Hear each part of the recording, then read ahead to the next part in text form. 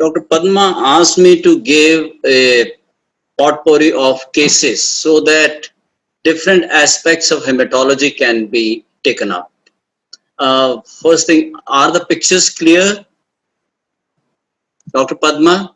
Yes, sir, it's clear. Okay. And am I audible? Yes, sir, everything is perfect. Okay, stop. Then what I'm going to do today is I'm going to talk about 8 to 12 cases depending upon the time. And what I'll emphasize is again, how can morphology lead us to the correct diagnosis? And second thing is how to work up these cases. Each case has differential diagnosis. We have to rule out one by one and arrive at a correct diagnosis. So I've taken up very simple cases so that we can work up these simple cases and make the correct diagnosis. I start with case 1, who has been my student. He was a postgraduate, a 27-year-old doctor. He complained of weakness 4 days, pathology PG. His hemoglobin fell down from to 8 grams. He was about 15 grams and within 4 or 5 days it fell to 8 grams. TLC increased to 12,000, platelets were normal.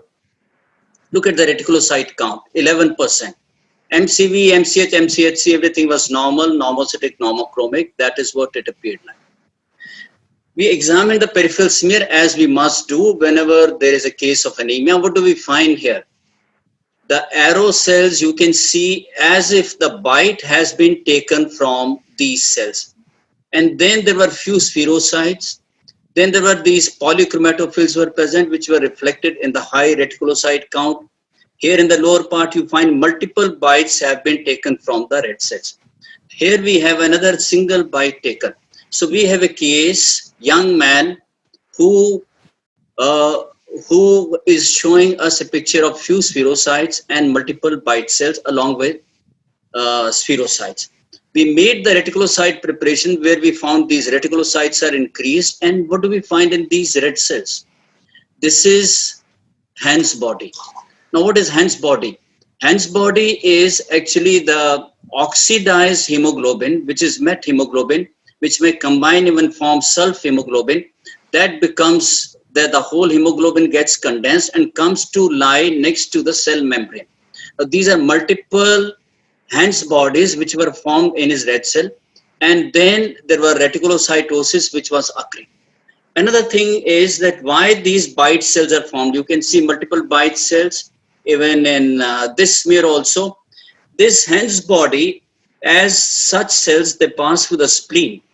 The reticuloendothelial cells of the spleen take a bite of the Hans body, and along with that, the cell membrane and the red cell stroma is gone.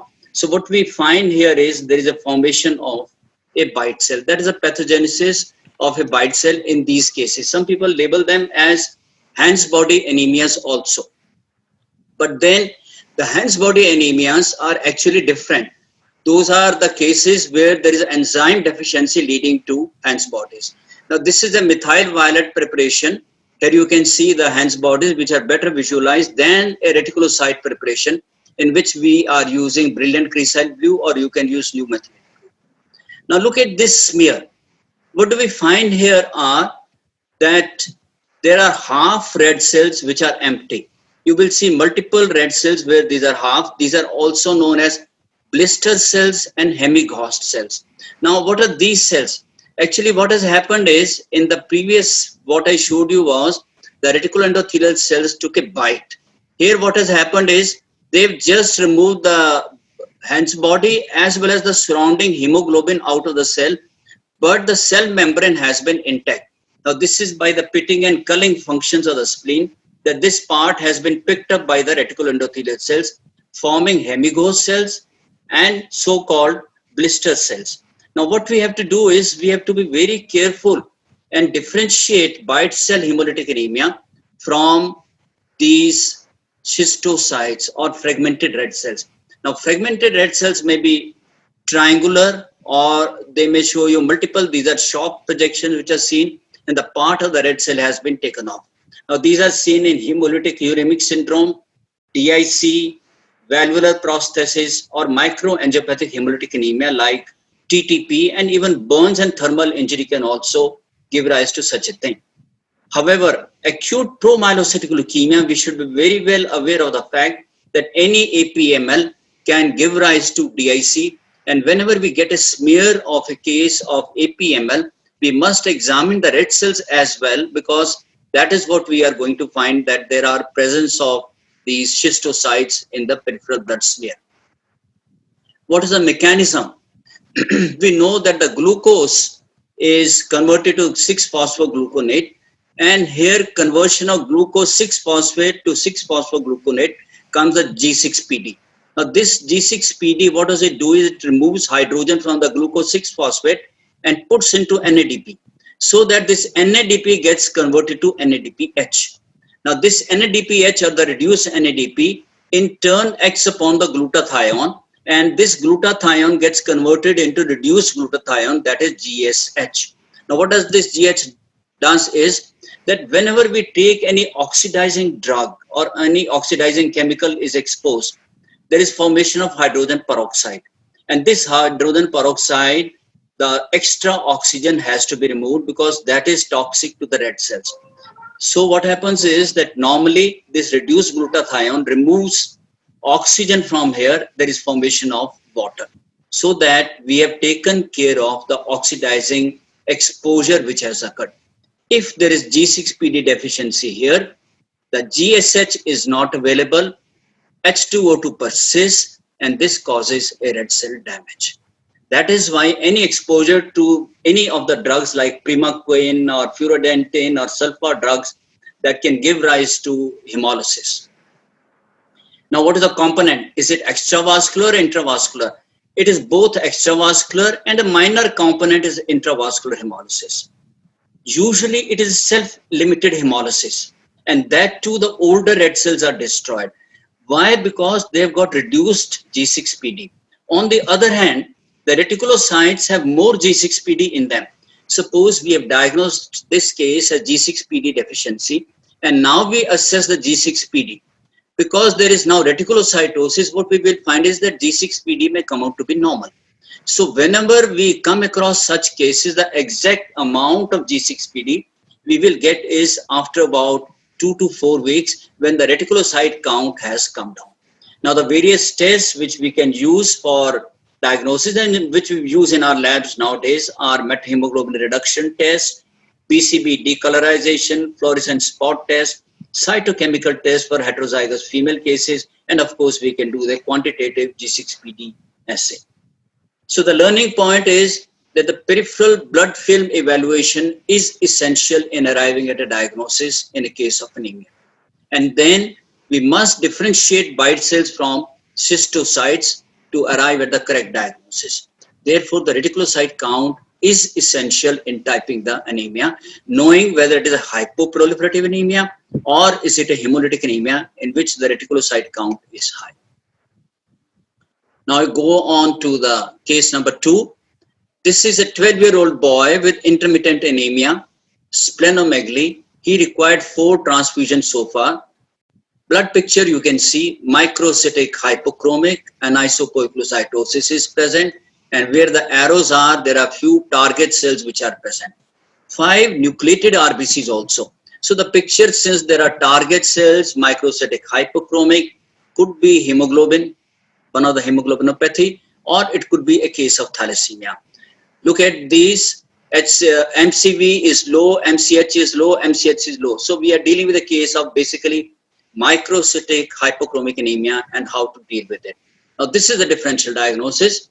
In our country, we first think of iron deficiency anemia, followed by thalassemia trade, intermedia, thalassemia major.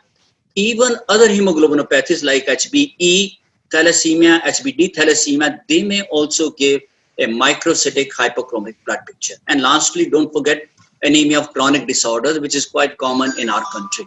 Now, this is a case picture of thalassemia major. In thalassemia major, you find anisopoikilocytosis is moderate to marked. You find many nucleated RBCs, few target cells, and then you find polychromatophils which are bluish in color. Such bluish polychromatophils are not actually polychromatophils, but they are dysplastic red cells which will soon die. So basophilic cells, red cells, are an indication that we are dealing with a case of dyserythropoietic anemia, which thalassemia major is. This is another differential diagnosis where we find microcytic hypochromic blood picture, platelets are increased, and you find that there is anisopoikilocytosis. Look at the RDW, it is 20.8, and of course it is a microcytic hypochromic picture. Could it be a iron deficiency anemia? No target cells and not much of poikilocytosis. It could be a case of iron deficiency anemia. Now, what happens in iron deficiency anemia? All cases we don't come across at the bottom one, which is a typical microcytic hypochromic picture. The first thing which happens in iron deficiency is RDW increases. That is, first thing is there is mild variation in the cell size. Normocytic, normochromic, and then the cells start becoming smaller. So anisocytosis is the first thing. Second thing which happens is microcytosis appears. These cells become smaller. And lastly, we find the hypochromia supervenes on these microcytic cells, resulting in formation of microcytic hypochromic blood picture. And if you happen to do a bone marrow aspirate, we find that these normoblasts are smaller, and we label them as micronormoblastic reaction. And what you find is in the late micronormoblast, you find the cytoplasmic borders are not round, but these cytoplasmic borders are showing fraying of the cytoplasmic borders, and there is persistent basophilia because iron is not available, hemoglobin is not formed, so there is persistent basophilia in the late normoblast. And we do any case of bone marrow aspirate, we always do a bone marrow iron, and what you find is that this is the fragment. You have to report only in the fragments, and you find that there is nil iron, indicating we are dealing with a case of iron deficiency anemia. The third possibility or the fourth possibility could be another disease where we find that there is MCV is low, MCH is low, MCHC is nearly normal, platelets are normal, RDW is not 21 but it is 16. So this is a picture of microcytic hypochromic red cells. Occasional target cell is also present, and once we think on the lines of thalassemia trait, what we always do is HPLC, and what you find on HPLC is that the HbA2 is increased. Whenever we find that the HbA2 is more than 3.5, earlier we used to say, but now we say in India more than 4%, we are dealing with a case of, excuse me, we are dealing with a case of thalassemia minor or thalassemia trait. This is a 22-year-old Taylor. I am just going into the differential diagnosis of our case where it turned out to be microcytic hypochromic. Now this is 22-year-old Taylor. He says young man and he gets tired soon. Spleen was just palpable, low hemoglobin, MCV, MC, everything is low. RDW is high.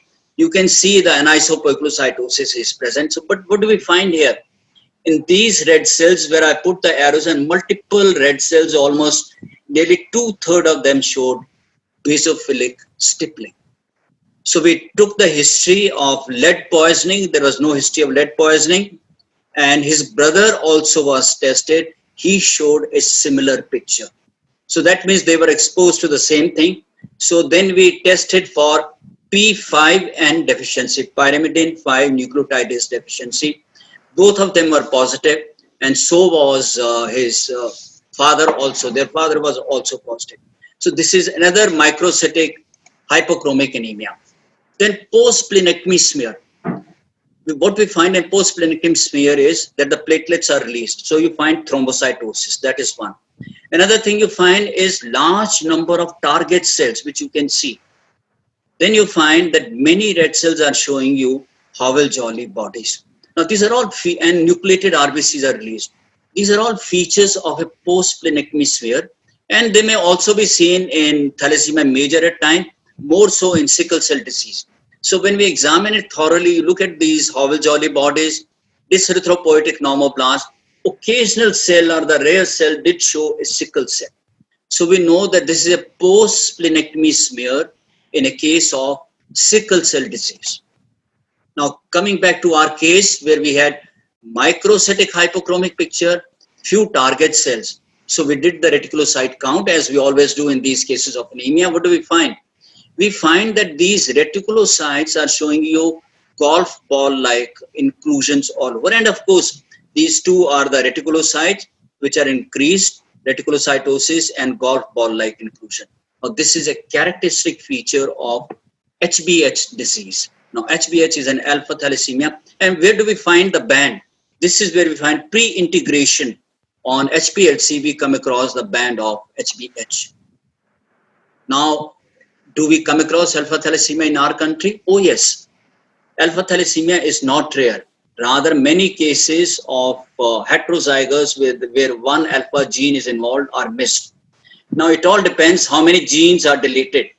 Now, this round ones are the normal genes, which we all have, 4 genes, 2 alpha from mother, 2 alpha from father. If there is one gene deletion, this one, we find it is a silent carrier. 2 gene deletion, MCV, MCH are lowered, but there are no HBH inclusions, or you have to really search for about 2000 red cells to come across one HBH inclusion. On the other hand, the moment it becomes 3 gene deletion, like our case, this was a HPH disease. And in these, we find many cells which are showing us HBH inclusions, and therefore the diagnosis is made. Yeah. However, the 4 gene deletion where the HB Barts is found, it is a hydrops fetalis, and we are not able to make a diagnosis because it is incompatible. So what are the learning points from case 2? All causes of microcytic hyperchromia anemia should be considered. Second, alpha thalassemia is not rare in India, and we come across HBH and HBQ India quite commonly, and also HBJ Meerut. IDA, that is the iron deficiency anemia, can be confirmed by serum ferritin and bone marrow iron stores. But don't forget anemia of chronic disorders, because in India, it is only second to deficiency anemias. Then we go on to case number 3. 45-year-old male is admitted with recurrent infections, fever of 3 weeks duration, no organomegaly, low hemoglobin, low TLC, platelets are normal. Patient has bicytopenia. 4 blood transfusions were given. They thought of HLH, that is the hemophagocytic syndrome, as a possibility. Blood samples were taken and bone marrow aspirate and biopsy carried out. It was a diluted marrow, but we saw a solitary granuloma. Now, finding a granuloma on bone marrow aspirate is very, very rare. See, over a period of last 42 years, I don't think we have come across more than 3 or 4 granulomas on bone marrow aspirate. Why we don't get an aspirate as this granuloma is because there is fibrosis and tuberculosis around the granulomas. Therefore, those are not aspirable. This is a bone marrow biopsy. We find the megakaryocytes are diminished, myeloid cells are diminished, erythroid cell precursors are present. And then we find these macrophages. Look at these macrophages. They have small nucleus. Lot of cytoplasm is present in these macrophages. CD68, all of them, these macrophages are positive. Here you can make out the morphology better on a high power, small nucleus, and these are sort of foamy, but not exactly. Foamy cum granular macrophages were present. So histiocyte collections were present. Now, considering the fact that we are seeing 2 things in this case, one is granuloma and the second are the macrophages. Granulomas, this is a typical epithelioid cell granuloma in tuberculosis with typical epithelioid cells, no Langerhans cell. These are 2 megakaryocytes. The causes we all know: tuberculosis, sarcoid, Hodgkin, fungal granuloma, histo, crypto, leprosy, and so on.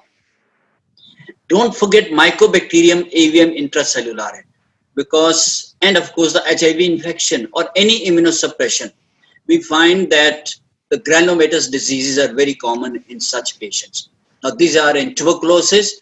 This is a very nice paratrabecular granuloma with typical picture of caseation, epithelioid cells, Langer-type giant cells.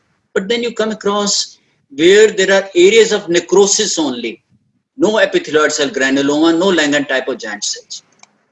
Another case where we find, this is an HIV patient, where we found gelatinous marrow, transformation of the marrow. And then we find cellularity is okay for a 35-year-old male, but then we found multiple such areas where there were polymorphs and necrotic debris. No caseation, no epithelioid cell, no Langer type of giant cells. And we found on AFB loaded with acid-fast bacilli, suggesting that we are dealing with a case of probably a non-reactive tuberculosis in an immunosuppressed patient. And then the sarcoid. Some of the patients of sarcoidosis may not come with a typical skin lesion or with chest problems of mediastinal involvement, but they may come to us with PUO. And nowadays for PUO, we always do a bone marrow refined biopsy. And what we find, multiple granulomas are seen. Fibrosis has started occurring around them. They are nearly of the same age. And what do we find here? This is an asteroid body and this is a Schumann body, characteristic for diagnosis of sarcoidosis. So we are able to pick up these cells also. Now what happened in our case? We had granulomas, what we have done the causes, and then we had these macrophages, multiple macrophages collections were present. We have to think of, could it be Gaucher, Niemann-Pick, HLH, LCH, or it could be non-reactive tuberculosis with not formation of a granuloma, but collection of epithelioid cells. And then finally, we should not forget that it could be a mycobacterium, avium intracellulare. There could be some fungal infections as well.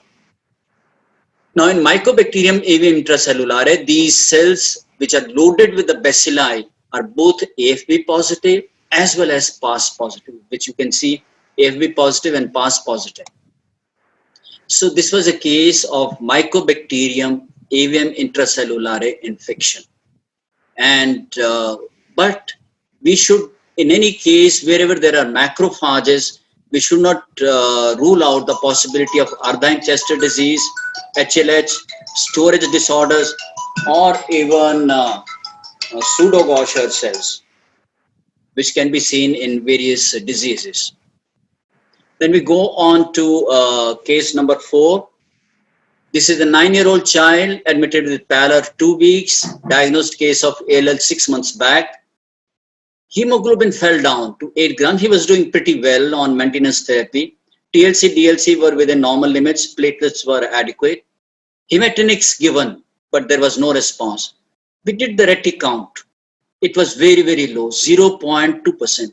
Since it was a case of ALL on maintenance, we thought patient has got relapse of ALL.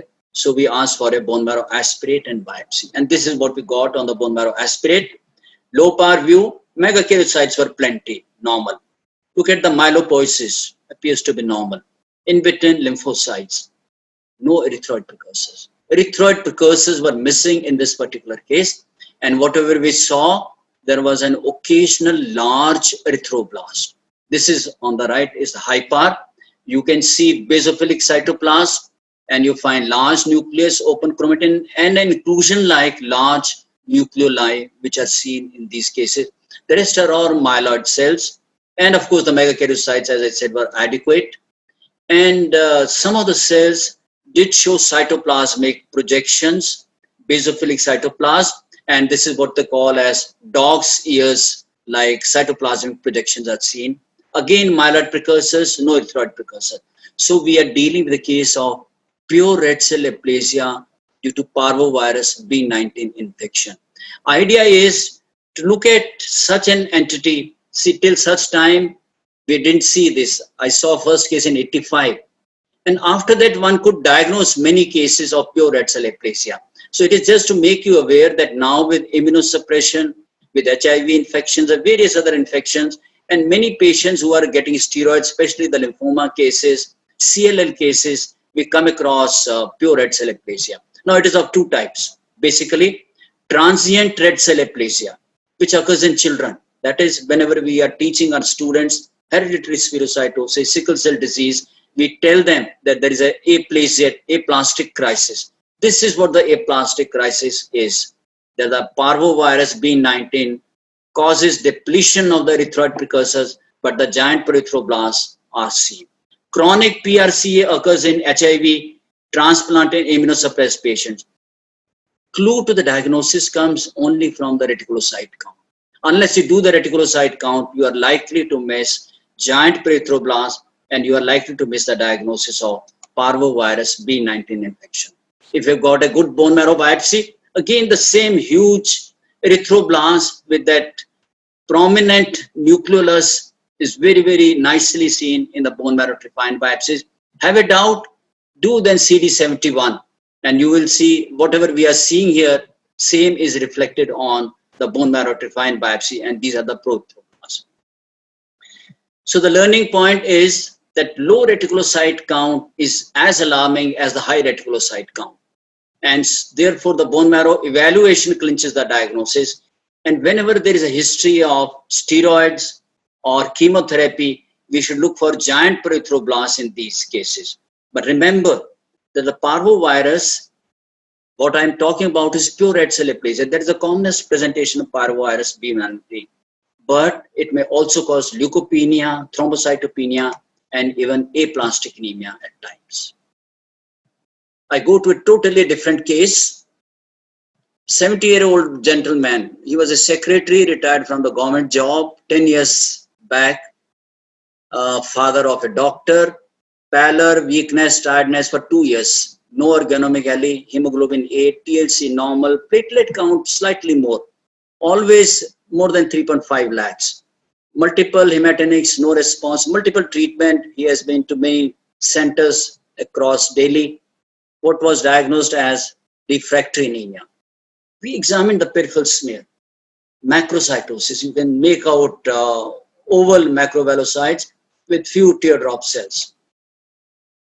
He says vitamin B12, folic acid, everything has been given. Serum ferritin okay, Coombs negative, HPLC normal, no signs symptoms of infection, and retic count was 1%.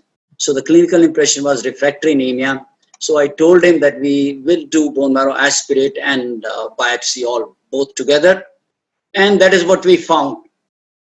Blasts were less than 5%. Second, erythroid hypoplasia. Now look here. What you're finding is mainly there are these myeloid precursors, but there is erythroid hypoplasia. And then we found that the megakaryocytes were like this. All the megakaryocytes, they had a mature cytoplasm. Dr. Priya just showed you the granularity of the megakaryocytes, and such pinkish granules, azurophilic granules, is indicated that these are mature. But each one had nucleus which was round to oval and was eccentric. Look at these. You count the number of megakaryocytes, nearly all of them had similar nuclei. And this is a feature of 5q deletion syndrome. It is one of the forms of, so we did the cytogenetic analysis, 5q deletion, same is on chromosomal analysis.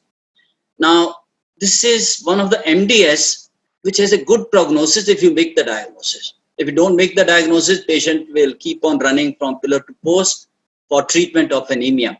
And ultimately, this MDS also may change on to AML. So characteristic feature is that there is red cell precursors are diminished, megakaryocytes are hyperplastic with thrombocytosis, but this nuclear characteristic is the one by which we can make a diagnosis. So FISH improves the detection. Why we want to diagnose is because the treatment is very specific. And not only it reverses the cytogenetic and morphologic abnormalities, but the patient hemoglobin improves to more than 12 grams. So lenalidomide is a drug of choice. And this is one MDS for which we have a specific treatment. Then we go on to case number 6. This is a 76 years old male having fever, weakness and lassitude, hemoglobin of 8 grams, TLC is 1100. Platelets are diminished, so patient has pancytopenia, not responding to hematinics, and what we have is diagnosis of megaloblastic anemia or MDS. Bone marrow was cellular. Erythroid precursors increased. ME ratio 1:5. There is reversal of ME ratio. Megaloblastic erythropoiesis. Myeloid cells were markedly diminished. Few megakaryocytes seen. But these are the cells which were in clusters which we found. 25 to 30% atypical cells. Now they look like early megaloblasts, but they are not. You find cytoplasm is very, very basophilic thick, but you don't find the chromatin to be as open or the sieve-like, which we find in cases of early megaloblast or megaloblastic anemia. And then these cells were entirely different from the surrounding megaloblast. So what are these cells? That is what we were worried about. Prominent nucleoli, basophilic cytoplasm. We did the bone marrow biopsy, and what you find, these large cells with prominent nucleoli. Now, if you look at the nucleoli, all the nucleoli are rounded and they're small. Each cell has got rounded small central nucleoli. This is in contrast to the linear nucleoli, which we find in early megaloblasts, and those nucleoli, they go and touch the nuclear membrane. And that is a typical appearance of early megaloblasts. So that was present in the biopsy at different places, but these cells, these atypical cells were present. But in the peripheral smear, there were no atypical cells. So we have these focal clusters of large cells with prominent nucleoli. So what were the possibilities? Since they were in clusters earlier, we thought it is a metastatic deposit. Is it a non-Hodgkin's lymphoma? Is it a megaloblastic anemia? Or we thought, could it be a plasmablastic lymphoma? And if it could be acute leukemia, that is a pure erythroid leukemia, M6, the new entity which WHO has given, or it is a DLBCL.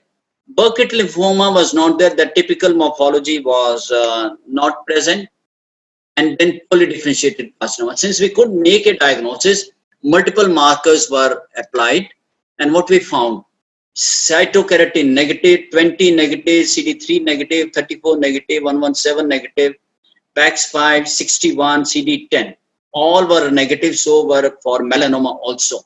What turned out to be positive was CD138.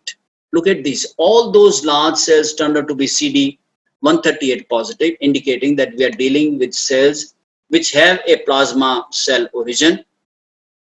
And what we did, anti-kappa, anti-lambda, which we should always do in each case of clonal, to rule out a clonal plasmacytosis. Kappa totally negative, lambda all cells were positive. So we have a case here of clonal plasmacytosis. Now the cells had prominent nucleoli, they didn't appear like plasma cells, so we have a plasmablastic multiple myeloma. At times we have to differentiate plasmablastic myeloma from plasmablastic lymphoma. It becomes difficult to differentiate. The only thing is that these cases of plasmablastic myeloma usually secrete immunoglobulin. So M-spike is there, and we know that IgG, IgA, and then we should do immunofixation electrophoresis, which are positive in these cases of plasmablastic myeloma. Now, GRIP has classified into 4 subtypes multiple myeloma. One are the mature type, which we usually come across. These are the plasma cells, mature type, basophilic cytoplasm, seen on the biopsy. Then we have the immature type. Look at these cells. Each cell looks plasmacytoid, but then it has got a very, very prominent nucleoli, all of them. Now, these are immature type, same on the bone marrow triphyine biopsy. And then we have the intermediate type, where we find the cells are intermediate between plasma cell and immature plasma cells. And then we have the plasmablastic type, where the cells appear like blasts, nuclei are central, prominent nucleoli, they don't resemble plasma cells. They may resemble, like we thought, megaloblasts, they may resemble any other blast cell, and they may resemble even cells of the non-Hodgkin's lymphoma, large cell lymphoma, and this is on the bone marrow triphyine biopsy. So this is a plasma, and then of course lastly we have the pleomorphic multiple myeloma. This is with associated fibrosis. I must say 25 to 30% of the cases of myeloma are associated with a mild to moderate degree of marrow fibrosis. And then we have fibrosis associated with pleomorphic picture. See here, they may resemble more of a lymphoma or even metastatic deposit. So what is the clue to the diagnosis will come is that unless you do CD138, we may miss them for any other tumor.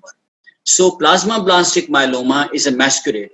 So what we have to do is that all blasts which are coming out to be negative Could be dealing with a case of plasmablastic multiple myeloma or plasmablastic lymphoma. So we must do anti-kappa, anti-lambda to make the correct diagnosis. Then I go on to case number 7, 18-year-old boy admitted with fever 7 days. Spleen is enlarged. Look at 10 centimeters below costal margin. Put on antibiotics, he is afebrile and patient on follow-up, but spleen persisted even after 3 months. For an 18-year-old boy, hemoglobin is low, TLC 4,000, platelets are low, 90,000. So he was diagnosed as tropical splenomegaly with hypersplenism causing cytopenias and bicytopenia. This is a bone marrow aspirate we got. On the right is the low PAR, but we find that myelopoiesis is okay, erythropoiesis is okay. Then you find these large cells in between these cells where they appear macrophage-like small nucleus, very, very pale cytoplasm. This is a high PAR view. You can see small nucleus, and then we find here there are these large cells. And similarly, here you find crumpled tissue paper appearance of the cytoplasm. That means probably we are dealing with a case of Gaucher's disease. See here the typical morphology, crumpled tissue paper appearance on Giemsa stain of these Gaucher's cells. These are PAS positive. These are acid phosphatase positive. We did the iron stain and we were surprised that since these are of course macrophage origin, you find that they have also taken up some iron granules. So they could be easily picked up even on iron stain. And this is of course the biopsy. What you find on the biopsy is that the hemopoietic cells, here you find the erythropoietic precursors. And the myeloid precursor, everything is replaced by these Gaucher cells. So that is why these patients are having cytopenias. And because they are having cytopenia, and then you find that the crumpled tissue appearance is made out on H&E sections as well in these cases. Splenectomy was done in this case, and you find the Gaucher cells present in the spleen. They are of course PAS positive. So the demonstration of Gaucher cells in bone marrow, liver or spleen is important. Nowadays, what we have is plasma chitotriosidase. Now, this is a marker of disease activity. And now the genetic mutation analysis must be carried out in each case to assess the prognosis. What is the differential diagnosis? It could be a Niemann-Pick disease. It could be Langerhans cell histiocytosis. Then we should be aware of all the conditions which lead to formation of pseudo-Gaucher cells. Could it be a Wallmann's disease or could it be a case of C-blue histiocytosis? Pseudo-Gaucher, this is a case of CML. You can see sheets and sheets of myeloid precursors, megakaryocyte, and then you find 1, 2, 3, 4. These are the cells which are large, macrophage-like, they have a foamy cytoplasm and some blue granules. So these are the pseudo-Gaucher cells.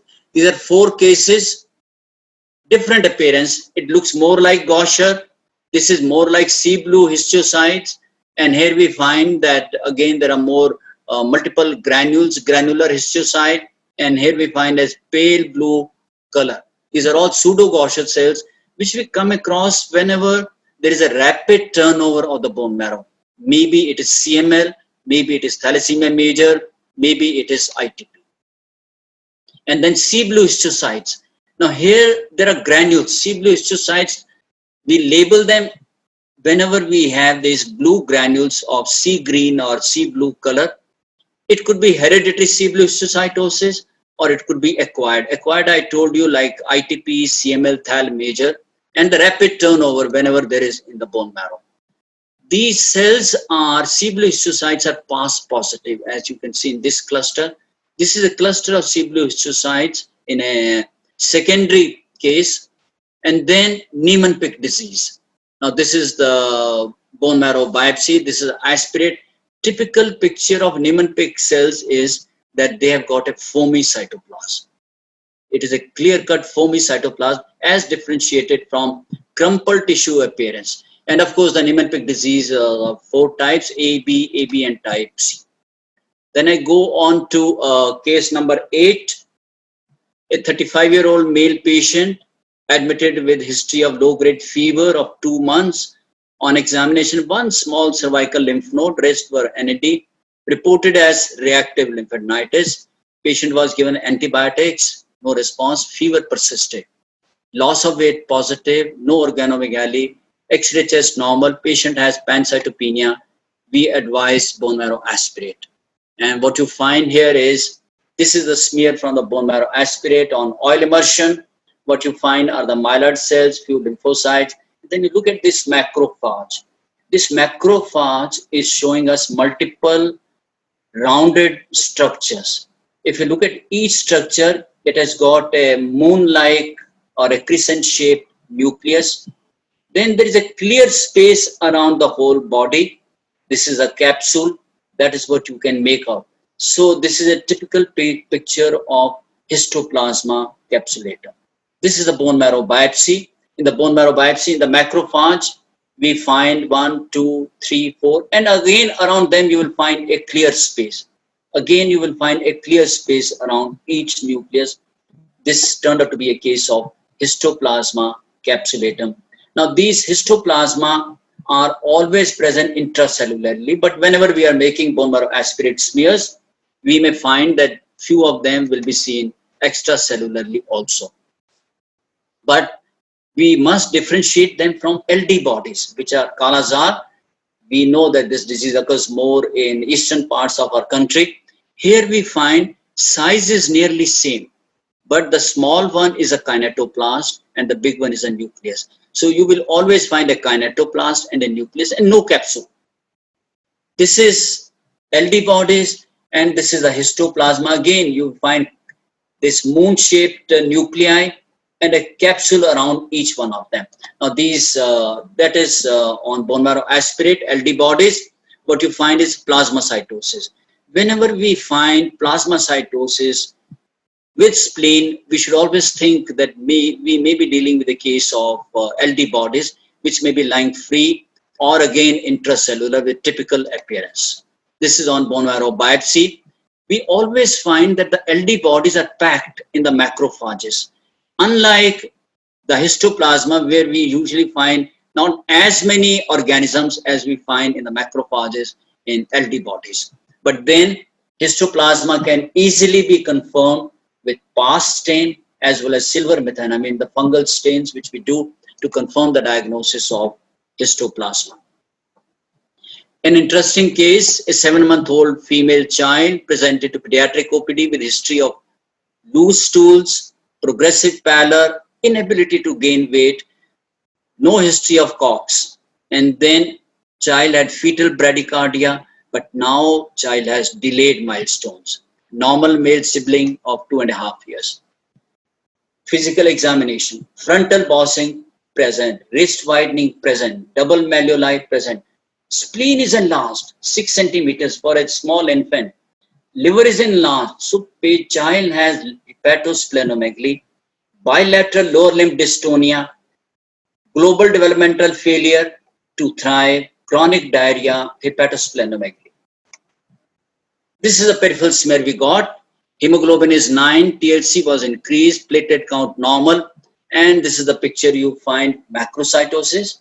1, 2, 3, 4, 5, 6, 7, multiple teardrop cells, and few nucleated RBCs, occasional metamyelocyte. So we have a picture of leukoerythroblastic blood picture along with large number of teardrop cells, and this is what we keep on teaching our students, that this is a case of leukoerythroblastic blood picture. And Dr. Priya just showed you a nice presentation that such cases could be cases of primary myelofibrosis. But this was a small child. And what do we find on the bone marrow aspirate dry tap? And what do we find on the refined biopsy? The marrow is replaced by fibrous tissue. There is no marrow cells except for few of these erythroid precursors. The rest is all fibrotic marrow. Then look at the bony trabeculae. Where we find the bony trabeculae, it is irregular, jumbled up bony trabeculae of cartilage cells and the osteocytes. This is the Masson's trichome on the right. You find collagenization of the marrow, and you are looking at these red are the cartilage and the blue are the bone. So jumbled up tissue, that is the failure of cartilage matrix to resolve. Now what happens normally is that since it is a small child, growing child, and what you find is that there are cartilage trabeculae, and these cartilage gets calcified, then this is resolved, osteoblasts come in and they lay down collagen for the osteoid to form, and then the bone is formed. Now this whole process is disturbed. As a result, you find irregular cartilage and bone development. The marrow is totally fibrosed, and that is what leads to what we call as osteopetrosis. Now, clinical features will include, like we saw in our case, hepatosplenomegaly, pathological fractures. There is excessive calcium deposition, so the bones become hard. And if you do the X-rays, that is what you find. The bones are osteosclerotic, spine, ribs, even the radia, ulna, and even the metacarpal bones or whatever. You find that these are very, very osteosclerosis of the bones occurs in these cases. Now, there are multiple types. So this was infantile osteopetrosis, or the malignant type, which was diagnosed based on the bone marrow trephine biopsy. I'll take this case. Case number 10, 54 years old male, admitted with pallor of 3 weeks. History of bleeding gums on brushing teeth. See, it is a short history, 3 weeks. And bleeding gums, spleen just palpable, liver 3 centimeters. Look at the blood parameter, everything low. Hemoglobin, TLC, platelet count, pancytopenia. Peripheral smear always gives a clue. What we find is a monocytoid type of cells in which you can see the nucleoli. This is the picture from the bone marrow aspirate. What you find are bilobed nuclei, and all of them are showing multiple nuclei. So what we call as buttock-shaped nuclei are bilobe nuclei, and then there is a cell with OR rod. Now it suggests that we are dealing with a case probably of AML. If AML, then what type? This typical appearance we come across mainly in M3 variant or promyelocytic variant, and this is what we find on myeloperoxidase stain. Though there didn't appear to be granules, but they were just loaded with MPO positive material. What was the differential? Blasts were 10% only. And what were these cells? These are our promyelocytes, which are at 69%. OR rods, some of them showed multiple OR rods also. All of them were MPO positive. And then we suggested a possibility of M3. We looked for DIC in the form of fragmented red cells or schistocytes, which we didn't find. Now, we know that there are 2 types of M3. What I showed you is variant in which the granules are not seen or hardly any. Second is the hypergranular, where you cannot make out the nuclear and cytoplasmic differentiation very well, and it is a very dark cytoplasm. Some cells may show you multiple OR rods, and then you come across these phago cells. MPO is equally positive in both of them, and then this is a chloroacetate esterase, the pink color, that was positive in all these cells. Again, suggestive that we are dealing with a case of M3. Now, why I have taken up this case is that if we go by the WHO classification, blast cells should be more than 20%, but here we don't have any blasts. Whatever blasts are there are more than 10% only 10%. So why are we labeling it as AML? So the WHO has said that you have to count the blast equivalents. Now, what are these blast equivalents? Blast equivalents are promonocytes, that is in M4 and M5. Promyelocytes, but only in M3, not in other conditions or not in other leukemias. And then erythroblasts only in pro-erythroid leukemia or erythroid leukemia, or now we call it as pure erythroid leukemia. So these 3 are the blast equivalents. These 3 are the blast equivalents. If we find blast equivalents in a particular case, those are to be counted along with the blast cells. So the promonocytes will be counted along with the blast cells. Suppose in a case of M4, we find 20% blast and 30% promonocytes. 30% monocytes will be added to the 20% blast, so it becomes 50%. Similarly, promyelocytes in this particular case of APML will be counted as blastoid cells, and that will be labeled as acute leukemia. Similarly, in pure erythroid leukemia. Now, this is promyelocytes to show you. These are the erythroblasts in pure erythroid leukemia. Now we have the correct definition that proerythroblasts, or these large cells, prominent nuclei, open chromatin, should be more than 30% in the bone marrow. So now we have a clear-cut criteria. But these are erythroblasts, but these are blast equivalents, so these are to be counted as blast cells. Similarly, promonocytes. Now, what are promonocytes? Promonocytes are these cells which do not have a round to oval nuclei like blast cells, but they have a lobulated nucleus but prominent nuclei. So, how to differentiate them from monocytes? Monocytes will not have nuclei. Promonocytes will have a lobulated nucleus, but they will have nuclei as well.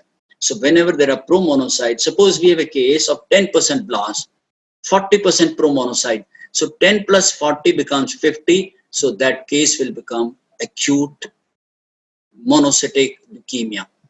That is what. So similarly in AML-M4, these are the promonocytes which we come across. So these are to be added to the blast cells in M4 also. Now, what happens in AML-M4? Now, these monocytoid cells are NSC positive. The myeloid precursors or the myeloblasts are myeloid MPO positive. But if we do a double estrase stain is we use chloroacetate estrase, and we also use non-specific estrase. Now, red one is a non-specific estrase which is positive. Chloroacetate estrase in the other ones is positive, indicating that we have both myeloid precursors as well as we have the monocytic precursors. So we label these cases as AML-M4. Similarly, in M5B or acute monocytic leukemia, especially in M5B, where the blast cells are not 80%, unlike M5A. So we have to count that the blast and promonos should be more than 20%.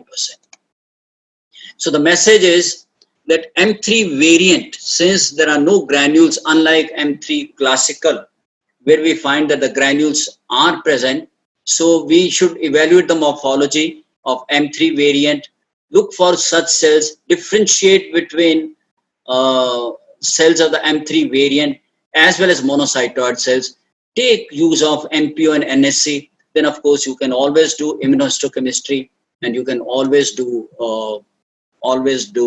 the flow cytometric analysis. Now, if time permits, I can go further. Otherwise, I will stop, Dr. Padma. Hello. How many more, sir? Shall I continue for another 5 minutes, or shall I stop? Yes, sir. Yes. Sir. Please continue. Okay, thank you. So I go to case number 11. 65 years old male, admitted with a history of fever off and on and fatigability for 1 month, no lymph node, mild hepatosplenomegaly, and that too on CT. Hemoglobin is low, TLC okay, platelets okay, lymphocytes 49. Now this is the peripheral smear. Now it is very informative. Look at it. Background plasma is stained. Rouleau formation is there, indicating hypergammaglobulinemia. Look at these 1, 2, 3, 4 cells. They have a basophilic cytoplasm, larger than lymphocytes.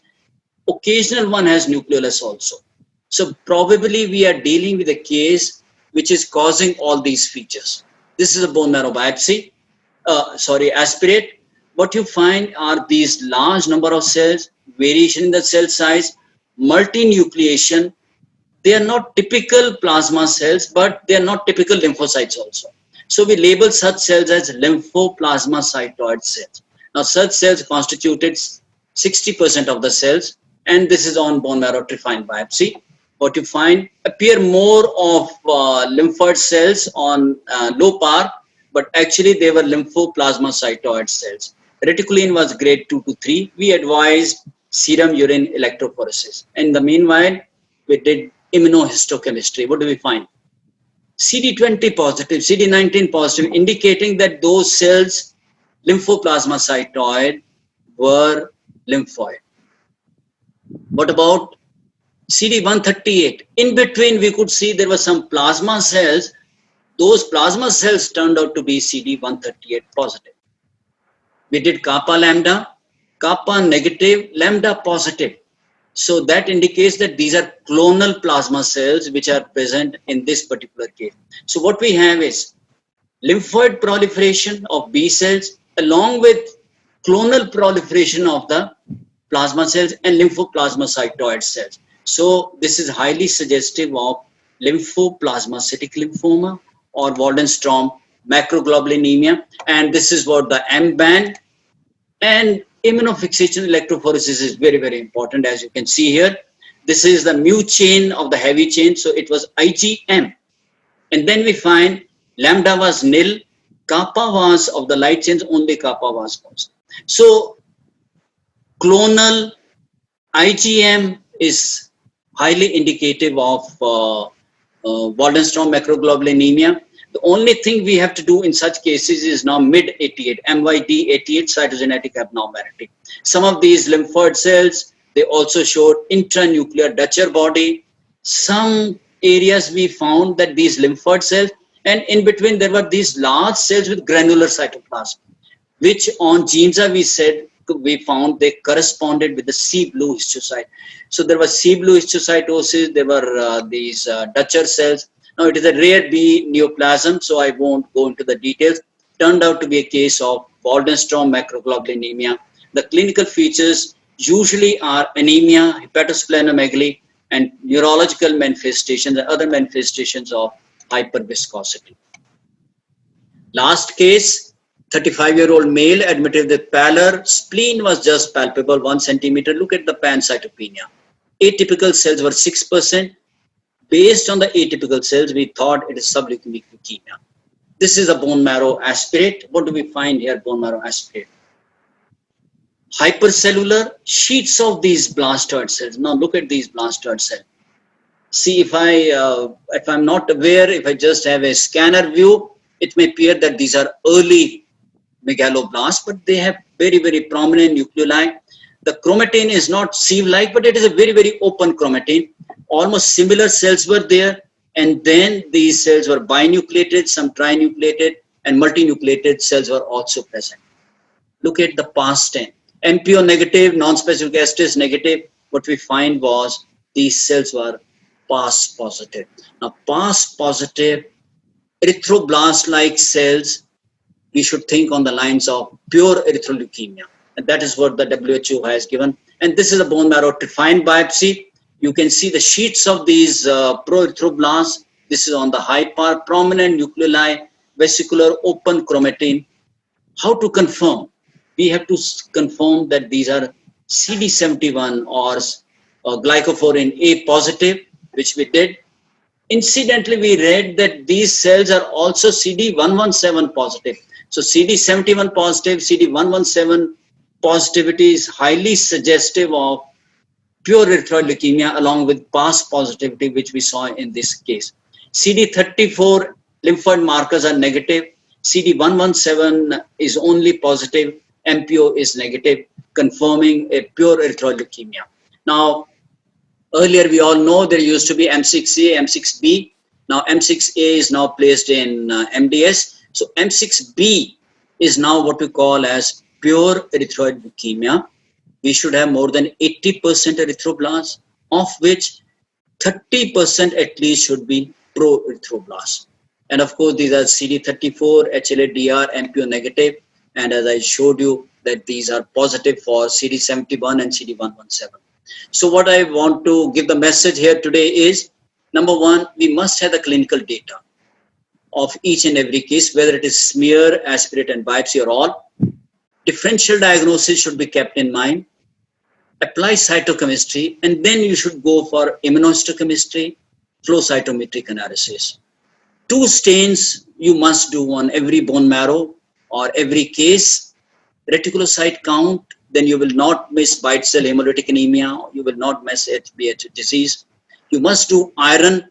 You will not miss cases of polycythemia vera like Dr. Priya showed you, nil iron stores in her case of polycythemia vera. And then you will also pick up cases of sideroblastic anemia. And then MDS should be considered as one of the differential diagnosis cytopenias, and don't miss 5q deletion syndrome. Thank you very much. This is a picture taken from Darjeeling of Himalayas. Early morning at about 5 o'clock, and as the sun rises, it strikes the peaks of Himalayas. Thank you very much.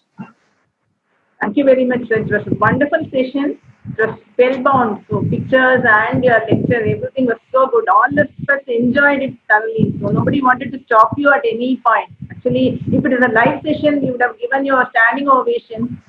Unfortunately, it's a webinar, so it was really wonderful listening to you.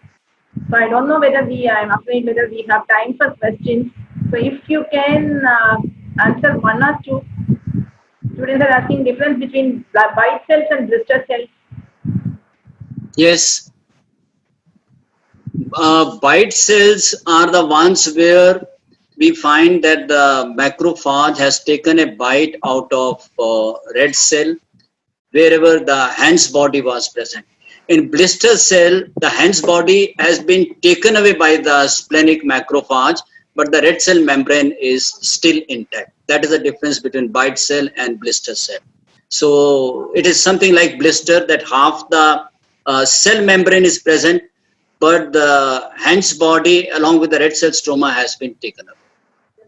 How many histiocytes we start thinking of hemolytic anemia? Yes, it is one of the hemolytic anemia. So we must differentiate it from these cases of fragmentation syndrome. How many histiocytes are to be counted? That is what they ask. For hemolytic How many? See, it all depends upon the degree of hemolysis. Greater the number, that means it is a severe hemolysis. Correspondingly, you will find that the hemoglobin keeps on falling and the reticulocyte keeps on increasing. So higher reticulocyte count and lower hemoglobin will indicate that we are going to see many more white cells. Similarly, in fragmentation syndrome, we can come across many more fragmented red cells and high reticulocyte count in fragmentation syndrome also. Role of CD57 in plasmablastic myeloma. Role of CD57 in plasmablastic myeloma. plasmablast. Yeah. The CD56 always. CD57 is one of the markers which is coming up, and its role is exactly not known. In some studies they have found that it is positive, but there are other studies where they feel that the percentage of positive cells is fewer. So this has not been as yet given as that we should always do CD57 in such cases. It was a blessing listening to you. All of us, all the participants are also saying the same thing. So all of us were blessed to listen to you. Thank you very much for being with us. Thank you, Dr. Padma. Thank you so much.